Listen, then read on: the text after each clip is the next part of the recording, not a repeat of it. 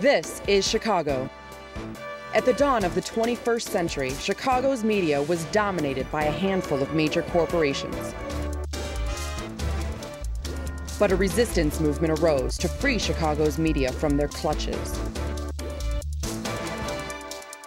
One player in this movement is the Chicago Independent Media Center and its TV show, Chicago Independent Television.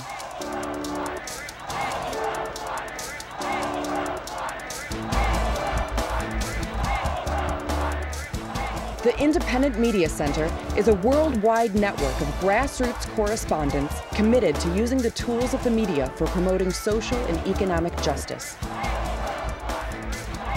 You are watching this month's dispatch from the Chicago Independent Media Center.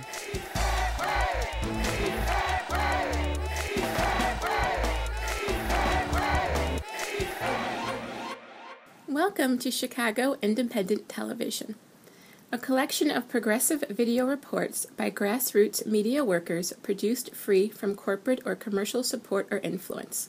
I'm your host, Alicia Hall. In this episode, we will join up with the Chicago Teachers Union, who are opposing a new round of school closings.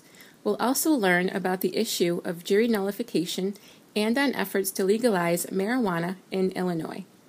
And we'll hear some legal tips for folks involved in the Occupy Wall Street movement from a longtime attorney and political activist. Stay with us.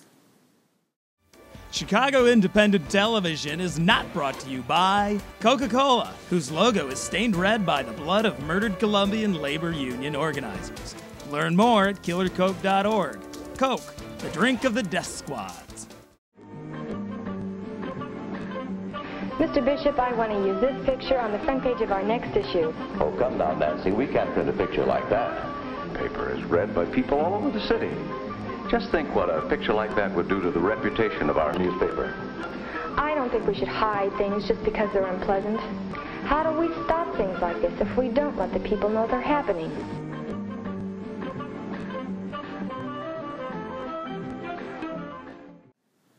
Welcome back to Chicago Independent Television.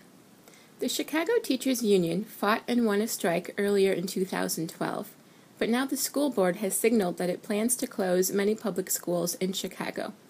In response to this threat, the union staged a sit-in outside the mayor's office. We will hear from some sit-in participants in this segment.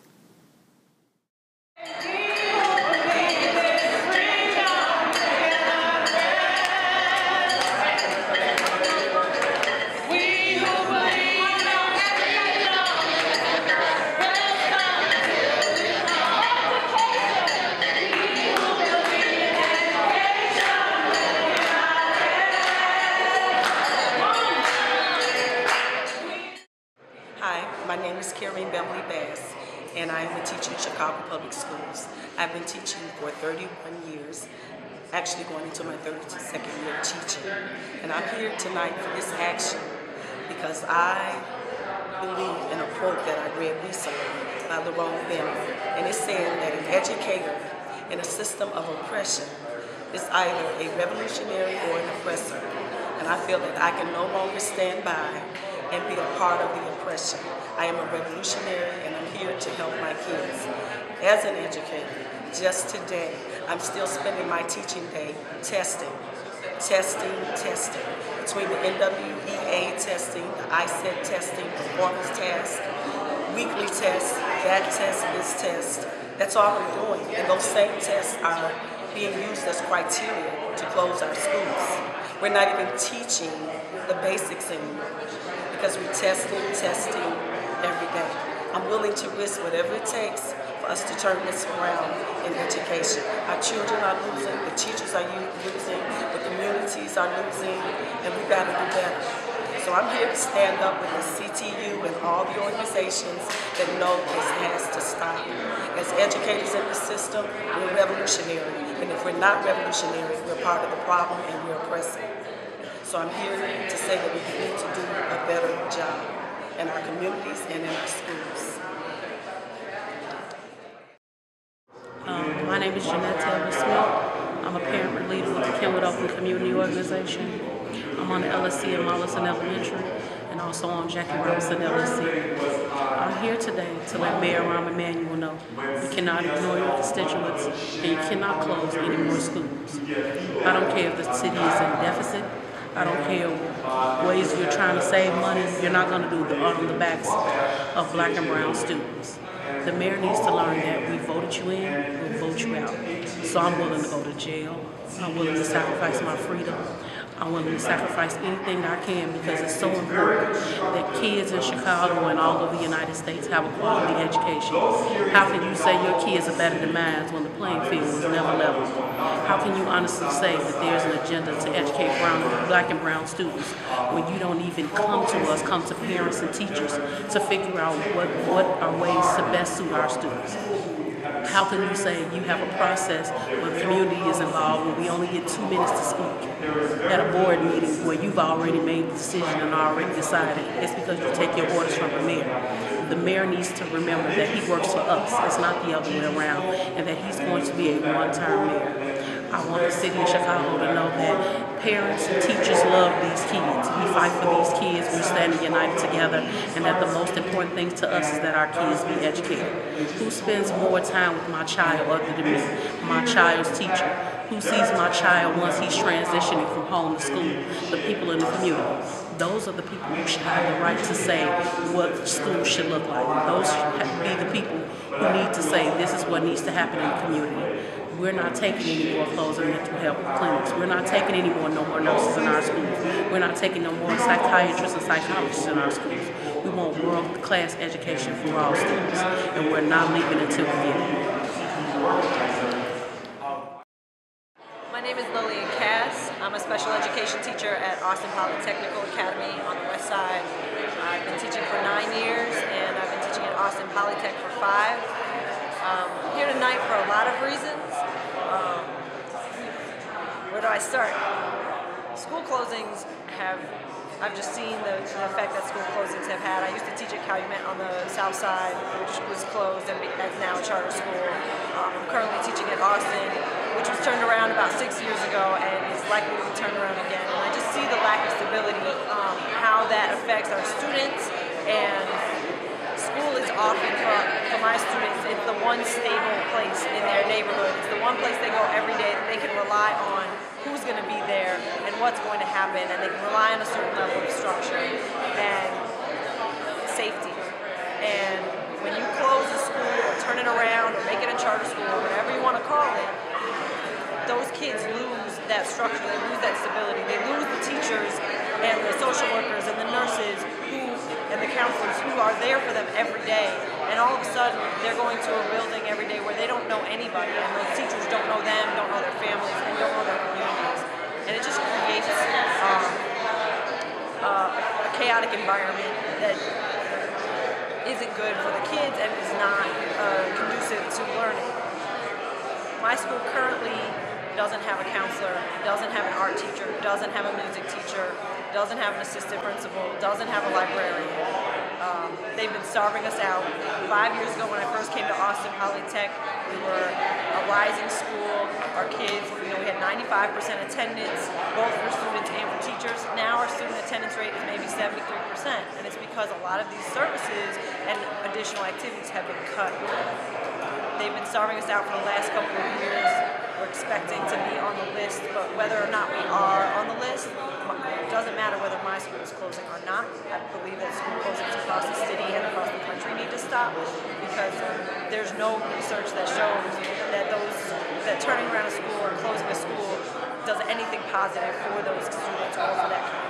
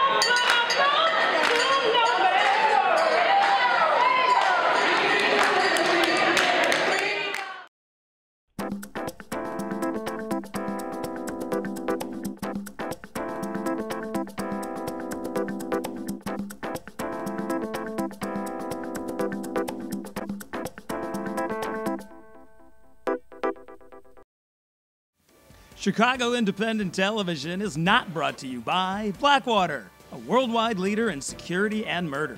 Learn more at blackwaterbook.com. Blackwater, we kill innocent Iraqis so that you can feel more secure.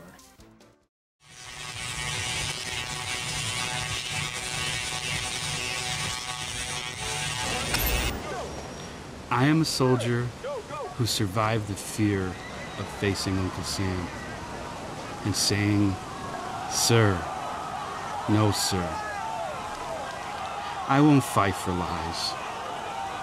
Forgive me, wounded soldier, for not being there to ease your pain. I'll try on this end to bring you home now." Welcome back to Chicago Independent Television. We will learn more in this segment on the legal issue of jury nullification and how it can impact defendants in Illinois in cases of injustice.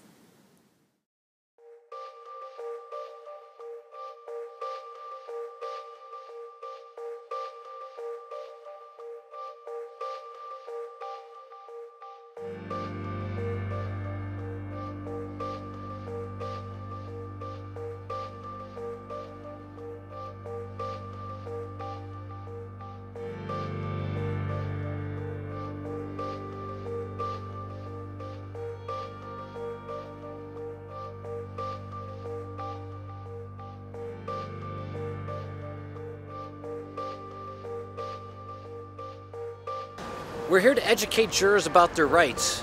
The right to vote according to your conscience. And if you think that the law is immoral or unjust, to vote not guilty and acquit the defendant. Many people don't know that the jury cannot be tried for their verdict. And a verdict of not guilty is as good as gold.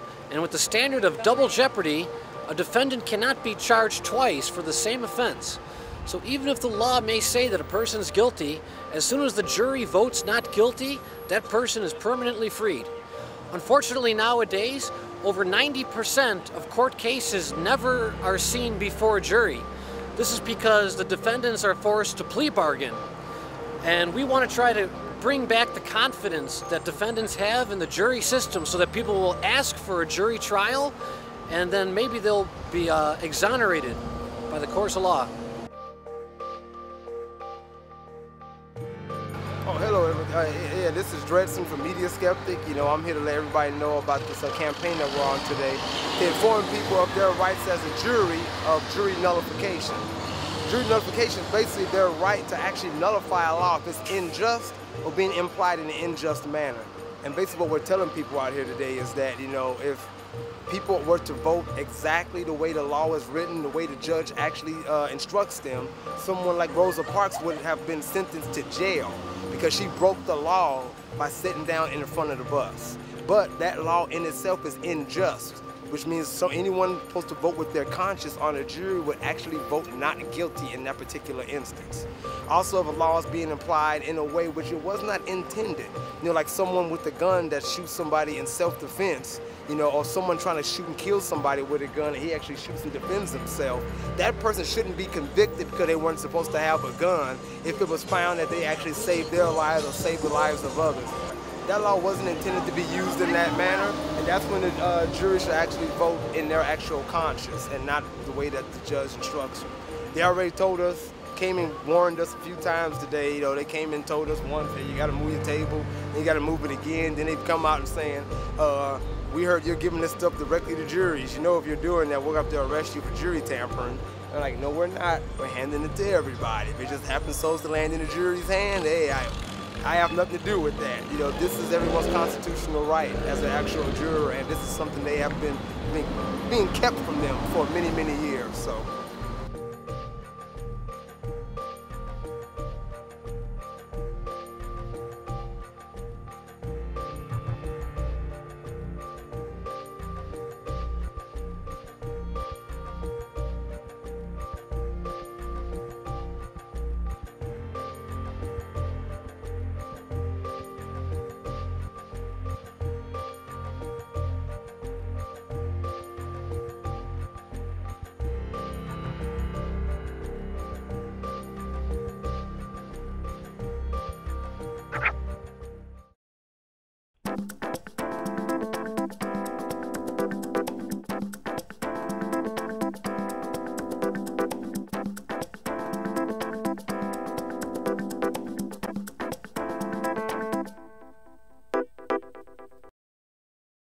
Chicago Independent Television is not brought to you by McDonald's.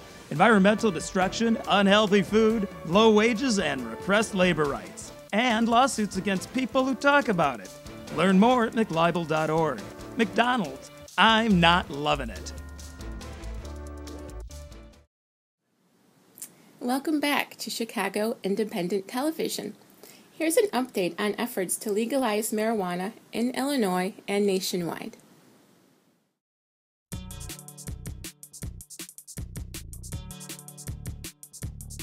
Yesterday, on November 6, 2012, Colorado and Washington State made history by ending cannabis prohibition in those states by passing their voter initiative referendums to tax and regulate the adult consumption of cannabis. We are very pleased with these results, and we're hoping that the other 48 states will soon follow, especially Illinois.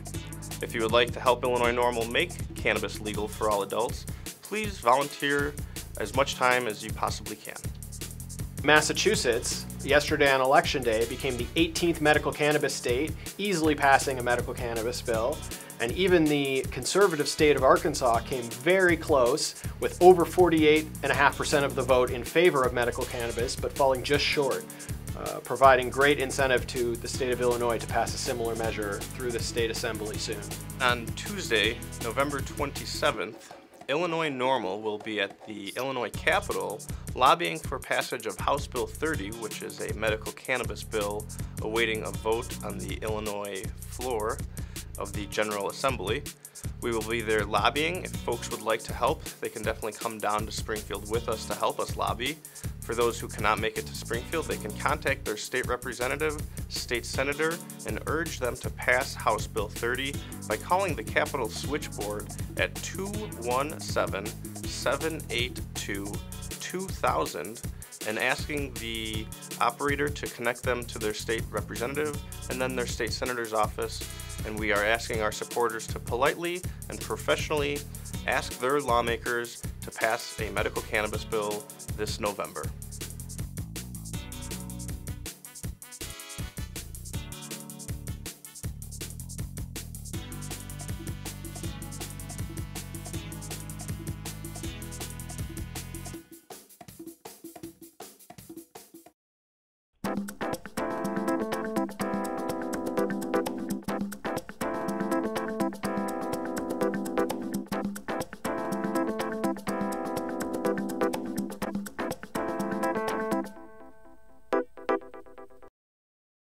Chicago Independent Television is not brought to you by AT&T, the company lobbying hard to destroy network neutrality and public access television.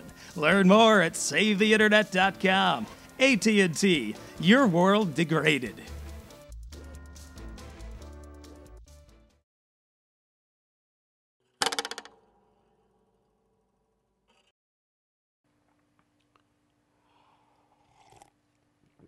Yum. High fructose corn syrup never tasted so good. I just want to hop around and not focus on anything right now.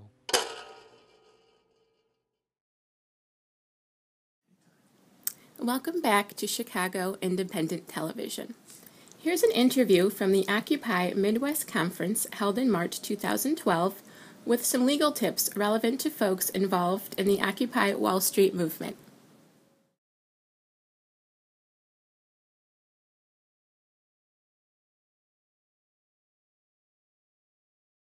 With me now is Rich Whitney. Rich, tell us a little bit about yourself and the role that you're playing here in Occupy Midwest. Sure. Well, I'm from Carbondale, Illinois, and a participant in Occupy Carbondale. I'm also a civil rights and criminal defense and employment lawyer based in Carbondale. I've been doing civil rights and criminal defense work for 14 years. And I'm also with the Green Party and ran as the Green Party candidate for governor in 2006 and 2010. And I'm here at the Midwest Occupy meeting to Well, partly just to participate and show support. I also conducted a legal rights workshop earlier today. And tell us what were some of the main things you were trying to convey during that legal rights workshop, Rich? Well, I covered a couple of things. One, I talked about First Amendment rights and how that applies to the Occupy movement, and some of the limitations of that as far as how courts actually look at First Amendment rights, and getting a little bit into the gray area of what separates speech from conduct, because this is something that the Occupy movement has to confront a lot when, it comes to things like camping and physically occupying a public space, because that is speech, because it's expressive speech, but it's also conduct. And so I kind of talked about how the courts have looked at that, and how when you're dealing with public parks and someone, you have an absolute right to First Amendment freedom of speech, but when you're talking about camping and physically occupying it, that's where it gets a little hazier, and the courts have sometimes weighed in on the rights of the broader public to use this public space for other purposes. So there are some legitimate gray areas there, and I talked about the pros and cons of that and from a legal perspective. Then I also talked about Fourth Amendment rights and dealing with police encounters. And obviously I'm not going to do the whole workshop with you right now, but I think that the two most important things for people to remember is there's two key phrases to recall when you're dealing with police. One of them is, "Officer, am I free to leave?" And the other one is, "Officer, I would like to exercise my right to remain silent." And that, of course, talks about your rights under Miranda versus Arizona, your Miranda rights. After doing criminal defense work for 14 years, it amazes me how many people know their Miranda rights, the right to remain silent, because if you give it up, anything you say might be used against you in a court of law, and yet somehow in the heat of the moment, they forget about it and they don't exercise it. And part of my advice is, if you're in a custodial situation, if you've been arrested, or even if you haven't been arrested, don't talk if you think you might be the person that's being investigated. You're not going to, no matter what the police promise you, no matter what they're telling you about, oh, this will be to your benefit, it would be in your best interest to talk with us. No, you don't have to. But you do need, under the way the Miranda rule is interpreted now, it's important to be verbal about it and say to the officer, you know what, I've given you my name, I've given you my address, my date of birth, that's all I need to give you, and from now on I'm not saying anything else until I have a lawyer present. And they're supposed to stop the interrogation at that point. You have Miranda rights for a reason. Always use them if you can. Now, Rich, your legal defense training had a certain practical implication within the last 24 hours here. I understand that there were at least 13 arrested and a couple of people sent to the hospital thanks to action by the police. I know that you didn't witness it, Rich, but give us a synopsis of what happened last night. Well, my understanding is that, there was, I guess, a kind of a civil disobedience thing where part of the movement that was here wanted to occupy a public space past curfew. This is what I'm told. There's other stories floating around. I'm also told that the reason that the police went to arrest people is because a police vehicle had a cracked windshield, but no one seems to know who actually did it. I think it was a bogus arrest, but in any event, for whatever reason, the police decided to make arrests and went chasing after people, and they use what sounds to me like clearly excessive use of force. So here it's not so much where I could have given anyone legal advice other than run that would have made any material difference, because sometimes if you're doing civil disobedience, you are breaking the law. You understand that. But if you're being passive and you're not resisting or you're not confronting the police in any physical way, then you're within, then police are only allowed to use the amount of force needed to effect the arrest. And in this case, from what I'm hearing, they clearly went beyond that and were cracking heads. I understand there's actually some good video footage of this. So really the issue here is not so much, what the people here could have done differently, other than maybe run faster, but the fact that the police went beyond their authorized use of force. So my belief is that the individuals are going to have some pretty good claims based on a violation of their Fourth Amendment rights in either both false arrest and excessive use of force claims. Plus, I also understand even after people were taken into custody, taken to the jail, they were denied proper medical treatment, which means they're going to have a 14th Amendment claim, because once you're in custody under arrest, there is a legal requirement of the Constitution to provide you with reasonable and necessary medical care, and apparently this did not happen, at least with some people. If there's a legally permitted street march, then that's our right to use it. You always have a right to use the sidewalks as long as you keep moving and you're not obstructing the sidewalk. You have a right to your free speech. You have a right to protest. You know, now, obviously, if there are things involved where you are getting onto government property that's not a public forum, like an actual place of business, that could be a little dicey. You know, there may not be a legal right there. Or if you're going onto private property, that's up to the person who owns the private property. But if you're on a public space, you know, what's called a public forum, like a public park, you have an absolute right to speak freely, that no one should be able to deny you that. Okay, thank you very much. Rich Whitney, former Green Party candidate for Illinois governor. All right, thank you, Andy. Take care.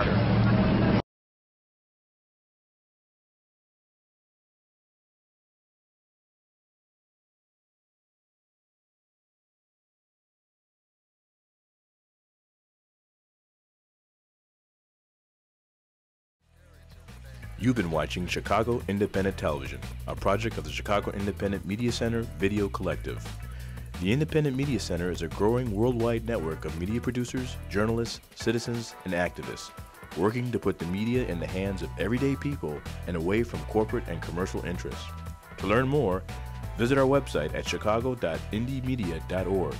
There you can find out about upcoming Chicago area events and how to get involved in making your own media, including how to help make this very TV show.